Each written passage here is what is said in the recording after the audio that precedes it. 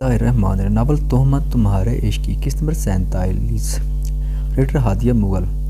وہ open area میں انابیہ کے ساتھ داخل ہوا جہاں روشنیوں سے ہوئی سجاوٹ دن کا سماں بنائے ہوئے تھی۔ مدھم سروں میں بیتا میوزک اور وہاں پھیلا رنگ و بو کا سلسلہ انابیہ کو حیران کرنے لگا۔ اسے تو لگا تھا کہ ڈنر پر دونوں ہوں گے، پر یہاں تو سارا جہان ہی اکٹھا تھا۔ وہاں موجود تمام اعلیٰ افسران کو جانتا تھا اور ان کو وہاں دیکھ کر سمجھ گئے تھے اسے کیوں بلایا گیا۔ تبھی ایک شدید تیش کی لہر اس کے وجود میں دوڑ گئی۔ اس کا دل چاہے یہیں سے واپس چلا جائے۔ انابیہ کے ہاتھ پر اس کی گرفت سخت ادھل گئی تو وہ درد سے کراہی تھی۔ وہ گھبرا کر پکار اٹھی۔ وہاج نے فوری گرفت ڈھیلی کی اور آگے بڑھا۔ جب ڈی آئی جی صاحب اس کے سامنے آتے مسافر کے لیے ہاتھ بڑھا گئے تھے۔ وہاج نے سپاٹ چہرے کے ساتھ ان سے ہاتھ ملا۔ وعلیکم وہاج سلطان۔ ڈی آئی جی صاحب کے چہرے پر ہلکی سی ندامت پھیلی تھی۔ وہ خاموش ہی رہا تھا۔ کچھ ہی دیر میں آئی جی ایاد اور ان کی اہلیہ بھی وہاج سلطان کی جانب آئی۔ وہاج کو گمان ہوا تھا کہ نوفل یزدان بھی یہیں ہوگا۔ ایاد صاحب نہایت خوش دلی سے اس سے ملے اور انابیہ کے سر پر بھی انہوں نے نرمی سے ہاتھ رکھا، جبکہ مسز ایاز انابیہ سے باتیں کرنے لگی تھی۔ آؤ وہاج، مجھے پورا یقین تھا کہ تم ضرور آؤ گے۔ وہ باضابطہ خود اس کا ہاتھ تھامے آگے بڑھے، جبکہ انابیہ مسز ایاز سے باتوں میں مصروف ہو چکی تھی، جو بلا شبہ کافی اچھی خاتون تھی۔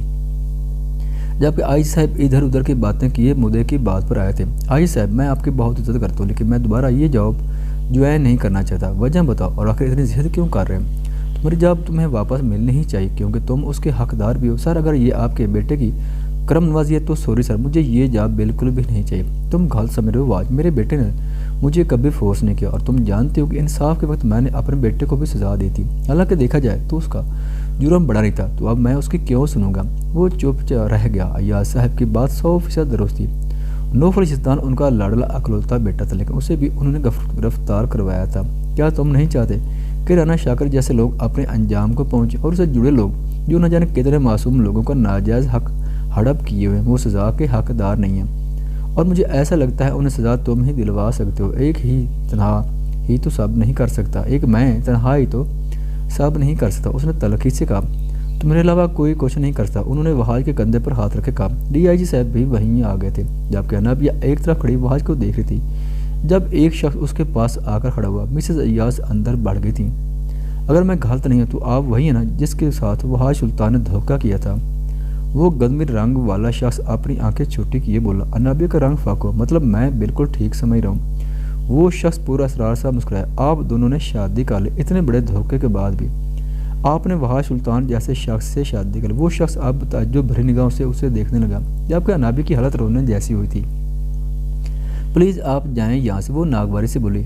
چلا تو میں جاؤں گا، لیکن مجھے افسوس ہو رہا ہے آپ کی قسمت پر اتنی پیاری لڑکی کے ساتھ وہاج سلطان نے اتنا ظلم کیا۔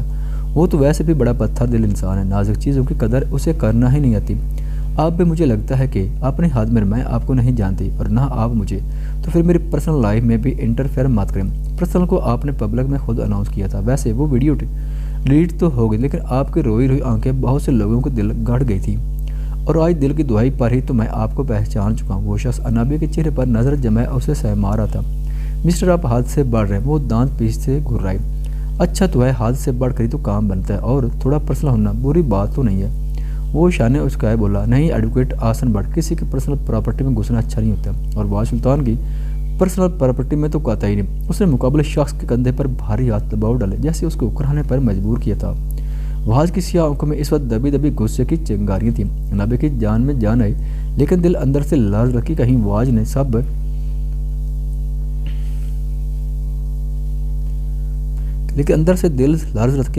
سب سن نہ لیا۔ ارے میں تو مذاق کرتا ایس پی صاحب، اوہ میرا مطلب وہاج سلطان۔ وہ بخلایا تھا، لیکن طنز کرنا نہیں بولا تھا۔ انابیہ، ان کا نام آسم بٹ ہے، خوش قسمتی یہ وکیل ہے، لیکن بد قسم سے ایک بھی کیس میں نہیں جیت پائے۔ وہ مصنوعی افسوس سے بولا، جبکہ انابیہ نے حیرت سے وہاج کو دیکھا۔ وہ صرف اسی پر ہی نہیں، سب پر طنز کرنے میں ماسٹر تھا، لیکن آج اس کا طنز انابیہ کو مسکرانے پر مجبور کر گیا تھا۔ ویسے آسن بٹ، میری وائف نے اپنی محبت کو پبلک میں بتا کر مجھے یہ احساس دلایا تھا کہ مجھے اس کی محبت کو نظر انداز نہیں کرنا چاہیے، تبھی تو آج ہم ساتھ لیں گے۔ آپ کی وائف پچھلے 6 ماہ سے روٹ کر میکے میں بیٹھی ہے، کیا اسے واپس نہیں لانا، یا پھر دوسروں کی بیویوں سے باتیں کر کے وقت گزاری کریں گے؟ وہ انابیہ کے برابر ہے، اس کی پوچھ پر ہاتھ پھیلائے اسے پاس کر چکا تھا، اور انابیہ کو اس کا حصار جیسے ڈھانپ گیا تھا۔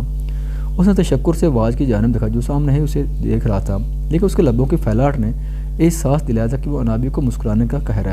وہ شخص وہاں سے فرار ہونے کے لیے سفارت تولنے لگا۔ ویسے نابیہ ان کی بیوی کے میکے جانے کا قصہ بھی عجیب ہی ہے۔ ارے وحاش سلطان، کیوں دبی چنگارے میں آگ بھڑکا رہے ہیں؟ وہ شخص جیسے گڑبڑا گیا، تبھی کھسیاہٹ سے بولا، جبکہ انابی کا دل تو سینے میں اٹکا ہوا تھا۔ ایک تو اس کا حصار اور پھر نرم لہجہ، مزید اس کا انابی کو مخاطب کرنا، سب اسے جیسے باندھ کر ماحول سے ماورا کر رہے تھے۔ آگ بھڑکے گی تو ہی سب کو خبر ہوگی۔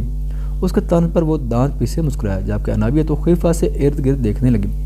یقیناً وہ سب باتیں سن چکا تھا اور نابیہ کی وجہ سے اس شخص سے بدلہ لے رہا تھا۔ حسن صاحب کی بیوی کہتی کہ میں آپ کے ساتھ نہیں رہوں گی، کیونکہ ان کے ہر کیس ہارنے کی وجہ سے وہ اپنی فیملی میں شرمندہ ہو کر رہ گئی ہیں، اس لیے وہ تب تک واپس نہیں آئے گی جب تک آپ کوئی کیس نہیں جیت لیتے۔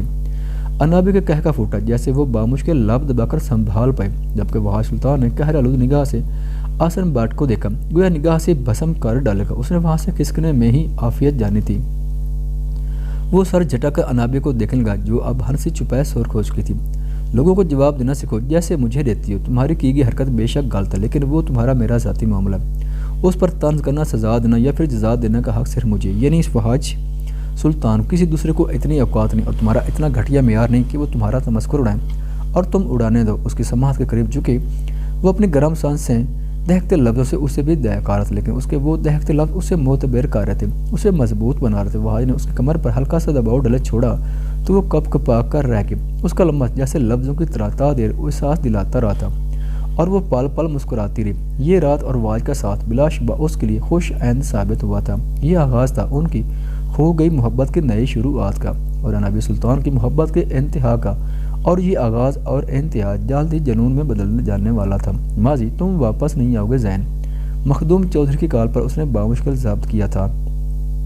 آپ کو بتا چکا کہ مجھے گاؤں کی سرداری اور ان فرسودہ رسم و رواج میں کوئی دلچسپی نہیں، تو پھر آپ لوگ بار بار کیوں فون کر کے ایک ہی بات پوچھتی ہیں؟ آرمی جوائن کیے اسے 1 سال ہو چکا تھا، لیکن اس نے نہ کبھی باپ سے ذکر کیا تھا اور نہ ہی کسی اور پر یہ راز عیاں کیا تھا۔ جس وقت وہ میجر ذہن چودھری بنا تھا، اس وقت اس کا ایک پل کے لیے دل چاہ کہ ماں باپ کو یہ خبر دے، لیکن پھر کرنل صاحب نے اسے روکا تھا۔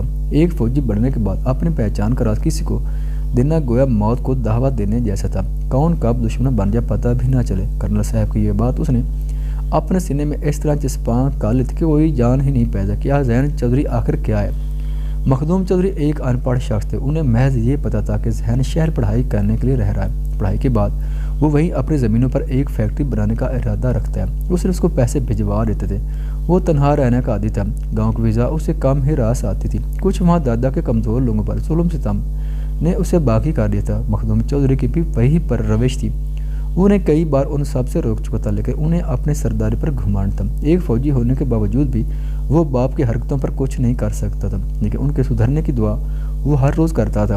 تبھی وہ شہر میں اس گھر میں تنہا رہتا تھا۔ ایک ملازم تھا جس نے کاموں کے لیے رکھا تھا، ہمیشہ کی طرح جو مخدوم چودھری کی ضد تھی، آج بھی وہ یہی ضد کیے اسے دھمکا رہے تھے۔ اپنے ایک مشن کی کامیابی کے بعد وہ اب شہر کا ہی ہو کر رہ گیا تھا۔ ٹھیک ہے، میں آ جاؤں گا، لیکن مجھے وہاں رہنے کے لیے مات کہیے گا۔ سردار کی پگ رکھنے کے بعد میں واپس آ جاؤں گا، میری فیکٹری اب آخری مرحلے پر ہے، ایک بار تم آ جاؤ، پھر اس سلسلے میں بات ہوگی۔ مخدوم چودھری کی باروب آواز پر وہ لب بھیج کر رہ گیا۔ وہ فون کاٹ کر ٹیرس میں آ کھڑا ہوا، جب سامنے گھر میں ہوتے شور اور برتن گرنے کی آواز پر وہ چونکا۔ وہ کپ وہیں رکھتا نیچے بگا، اپنے گن لے کر اس گھر میں داخل ہوا جس کا دروازہ پہلے ہی کھلا تھا۔ چھوڑ دے سفیر میرے بیٹے کو، ایک عورت کی بے بس آواز پر وہ چوکنا ہوا تھا۔ آواز کچن سے آ رہی تھی۔ وہ دبے قدموں سے کچن کی طرف گیا اور دروازے کی اوٹ میں ہوا اور پھر اندر جا گا، جہاں ایک شخص ایک لڑکے کو بری طرح پیٹ رہا تھا، جبکہ پاس کھڑی عورت اس کو روکنے میں ہلکان تھی۔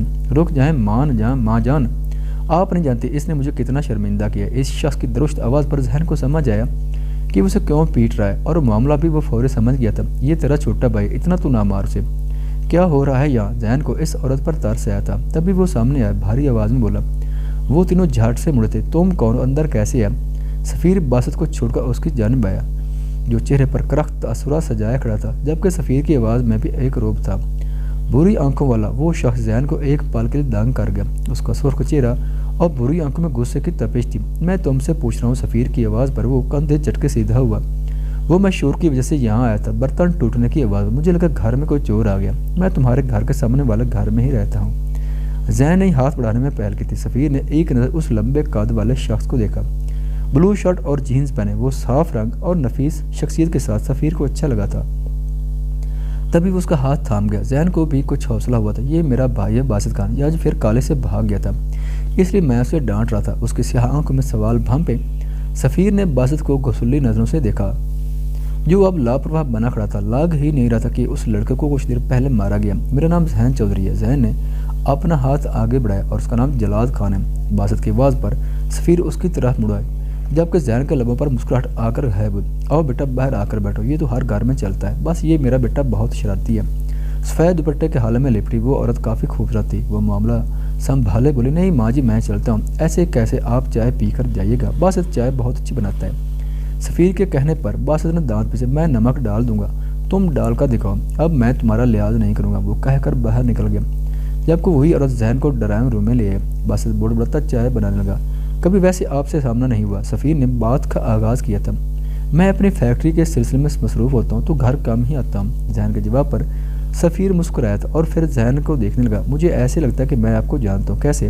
ذہن نے ابرو جھکائے، یہ نہیں پتا لیکن جانتا ہوں۔ سفیر نے انگلی سے ابرو کھجائی، جس دن پتہ لگ گیا اس دن دوبارہ ملاقات ہو جائے گی۔ وہ کہہ کر اٹھ کھڑا ہوا، پر چائے کون پیے گا؟ سفیر بھی کھڑا ہوا، تم پی لینا، اور اسے اب مارنا مت، مرنا ہر چیز کا حل نہیں ہوتا۔ اس کی حرکتیں بہت عجیب ہیں، 3 سال ہو گئے وہ بی ایس سی کے لاسٹ ایئر میں، کوئی اثر نہیں، آوارہ دوستوں کے ساتھ پھرتا رہتا ہے، آج پھر نوٹس آیا تھا، تبھی مجھے غصہ آ گیا۔ غصہ مت کرو، لڑکے ایسے ہی ہوتے ہیں۔ ذہن نے اس کے کندھے پر ہاتھ رکھے کہا، پھر باہر نکل گیا۔ سفیر کی بری آنکھوں میں اب بھی الجھن تھی۔ وہ اپنے آفس میں بیٹھا تھا جب اس کے سیکرٹری نے 2 لوگوں کے آنے کی اطلاع دی، تم اچھے سے جانتے ہو کہ میں کسی ارے گھر سے نہیں ملتا، تو پھر تم نے ان کو آفس میں آنے کیسے دیے؟ سر وہ کہہ رہے ہیں کہ آپ انہیں جانتے ہیں اور وہ کیانی کمپنی کے اونر ہیں۔ کسی کمپنی کے؟ شایان چونکا تھا، کیانی کمپنی کے اونر شفیق کیانی، بھیجو انہیں اندر۔ شایان اپنے سیکرٹری کو کہتا سیدھا ہوا۔ کچھ دیر میں ایک 35-36 سالہ شخص اندر داخل ہوا اور اس کے ساتھ 40 سال کا شخص بھی تھا۔ شایان ایک نظر میں ان کو جان گیا تھا، پچھلے سال وہ ایک فارم میٹنگ میں ان سے ملا تھا۔ Welcome mister Kayani. شایان نے انہیں بیٹھنے کا کہا اور سیکرٹری کو باہر جانے کا کہا۔ وہ اپنی کنیا ٹیبل پر کے قدرے آگے کو جھکا، جیسے ان کے آنے کا مطلب جاننا چاہو۔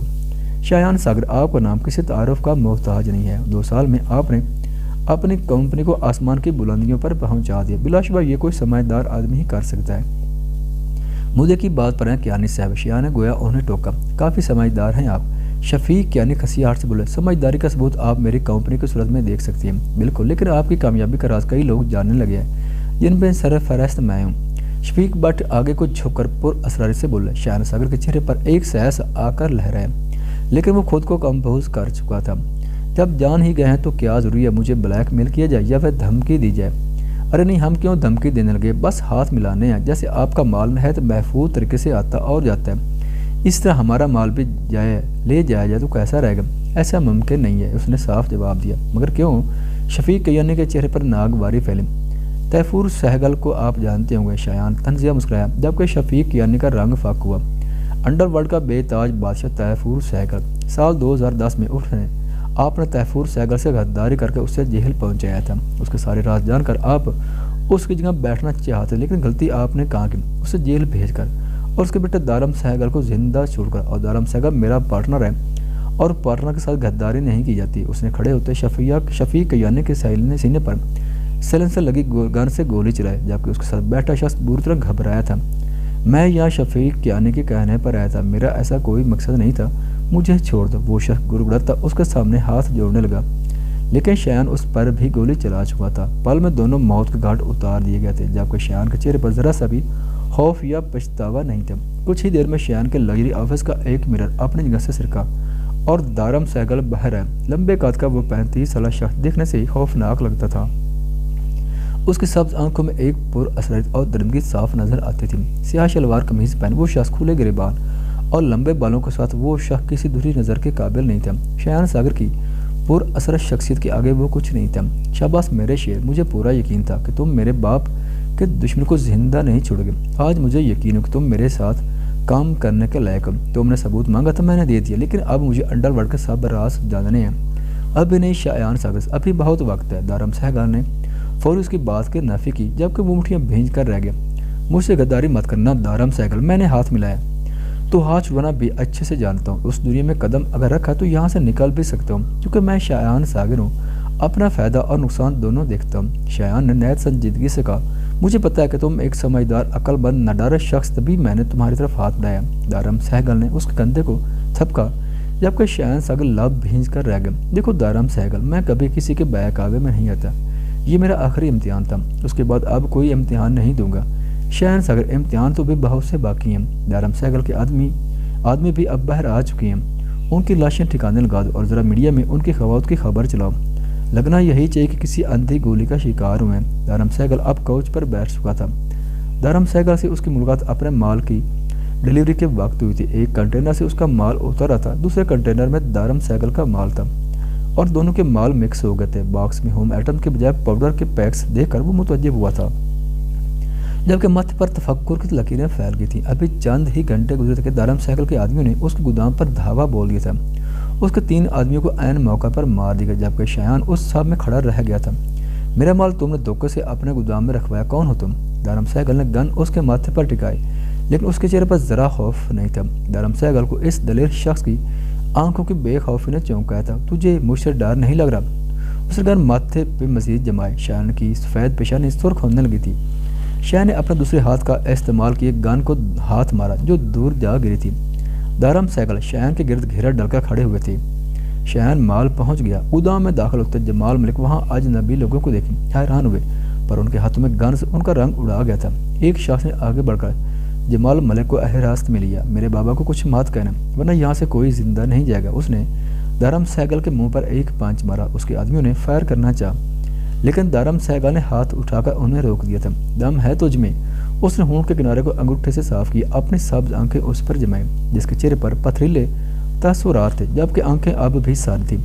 میرے باپ کو اگر ایک رونچ بھی آئی تو تمہیں یہیں زمین میں گاڑ دوں گا، اور تمہارا مال میرے پاس کیسے ہے مجھے نہیں پتا، اگر غلطی ہے تو سراسر تمہارے آدمیوں کی۔ اس کی بھاری آواز کے دھمک میں ایک رعب تھا جو دارم سہگل جیسے گھاٹ گھاٹ کا پانی پینے والے آدمی کو کافی پر اثر لگی تھی۔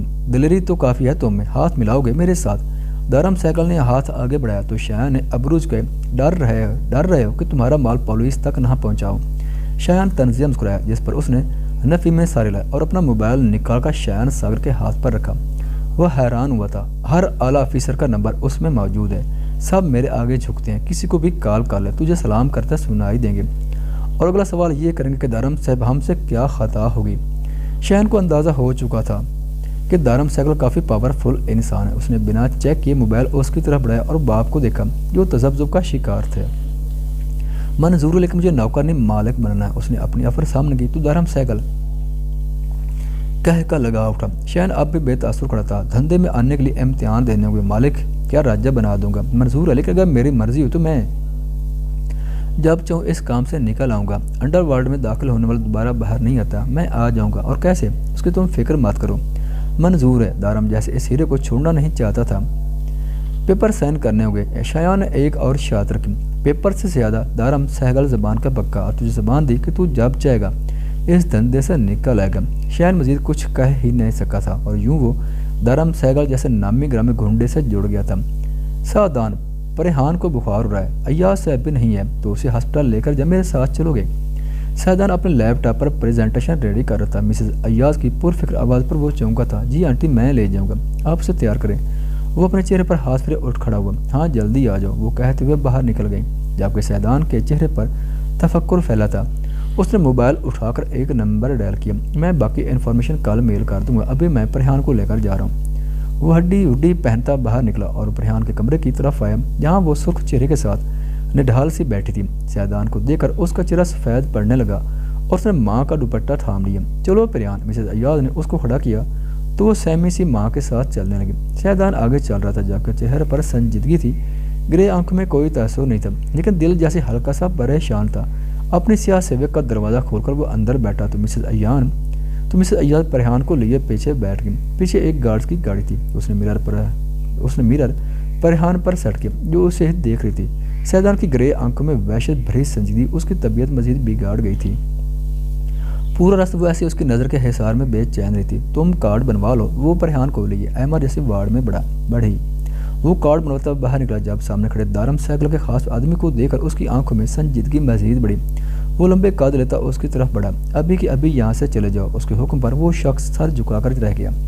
میں تمہیں کہہ رہا ہوں یہاں سے چلے جاؤ ورنہ میں ہر لحاظ بھول جاؤں گا۔ مالک دارم صاحب نے کہا ہے کہ میں آپ کے ساتھ رہوں، مجھے نہیں چاہیے کوئی سیکورٹی، دفع ہو جاؤ یہاں سے، اور جب تک میری کال نہ آئے مجھے اپنی شکل مت دکھانا۔ سیدان گہرا سانس لیے واپس مڑ گیا۔ پریان کے چیک اپ کے بعد وہ اس سے لیے باہر بڑھا۔ جب دارم صاحب کی سیاہ پراڈو اس کی گاڑی کو کٹ مار کر گزری تھی وہ جبڑے بینچ کر رہ گیا۔ آنٹی کیا کہا ڈاکٹر نے؟ اس نے آئینے میں سے پریان کو دیکھا جو انجیکشن کے زیر اثر نیند میں تھی۔ ڈاکٹر کہہ رہے ہیں سٹریس لے رہی ہے، کسی سائیکولوجسٹ کو چیک کرواؤ۔ وہ کافی پریشان تھی۔ آپ پریشان مت ہوں آنٹی، شاید اسٹڈی کا سٹریس لے رہی ہے، اللہ کرے نہ جانے کیا ہو گیا، بہت مرجھا سی گئی ہے۔ وہ پیشانی چومے اس کی سلکی بال سہلانے لگی جبکہ وہ پرسوچ تھا، کبھی پریان اور کبھی دارم کے بارے میں سوچ رہا تھا۔ آج ریان اور انم واپس آ رہے ہیں، جا کر اپنی چچی کی مدد کرواؤ۔ کمال ملک کے حکم پر وہ ماں کو دیکھتی کھڑی ہوئی ان کے پورشن کی طرف بڑھتی۔ وہ سلمان بھائی سے بچنے کی بھی تدبیر سوچ رہی تھی۔ ان کی شادی کو 3 سال ہو گئے لیکن ان کی بمرا صفت طبیعت تعبیر کو ہر وقت ہلکان کیے رکھتی تھی۔ واج کو بھی نہیں کہہ سکتی، وہ اپنی جاب کی وجہ سے مصروف تھا۔ کچھ وہ ڈرتی تھی کہ کہیں اس کی وجہ سے حویلی میں کوئی فساد برپا نہ ہو جائے۔ اے تعبیر یہاں ہو، وہی ہوا تھا جس کا ڈر تھا۔ نہیں سلمان بھائی، بابا نے چچی کی مدد کرنے کو کہا۔ وہ وہیں کھڑے بولے، سنتا نہیں تمہیں؟ وہ کوچ سے اٹھ کر اس کی طرف بڑھا۔ جب اس نے قدم پیچھے لیے تھے تعبیر کا سانس سینے میں اٹکا تھا، جبکہ ٹھٹک تو سلمان بھی کیا تھا۔ کیا بدتمیزی ہے یہ! وہ تعبیر کو بازو سے پکڑ کر ایک طرف کھڑا کر چکا تھا جبکہ سلمان ملک یہاں وہاں دیکھنے لگا۔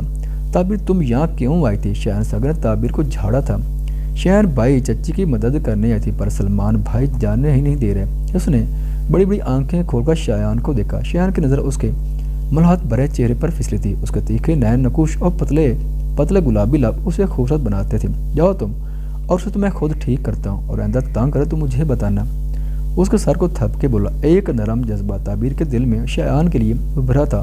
وہ تشکر سے سر ہلاتے کچن کی طرف بھاگی تھی۔ آج کے بعد اگر تم نے تعبیر یا کسی بھی لڑکی کو تنگ کیا تو میں تمہارا وہ حال کروں گا کہ تمہارا بیٹا بھی تمہیں پہچان نہیں پائے گا۔ سلمان کو شدید تیش آیا تھا۔ تم حد سے بڑا ہوں، تم سے کیسے روب ڈال سکتے ہو مجھ پر؟ ابھی تمہارے کرتوت تایا کو بتا دیا نا تو سارا بڑا پان نکل جائے گا۔ شایان کی دھمکی پر وہ پیچتاب کھا کر رہ گیا تھا۔ خواتین و حضرات، چینل پر آنے کا بہت شکریہ۔ اگر ویڈیو پسند آئے تو چینل کو سبسکرائب کریں اور ساتھ ہی بیل کے آئیکن کو لازمی پریس کریں تاکہ آنے والی ویڈیوز کی اپڈیٹ سب سے پہلے آپ تک پہنچ سکیں۔ شکریہ۔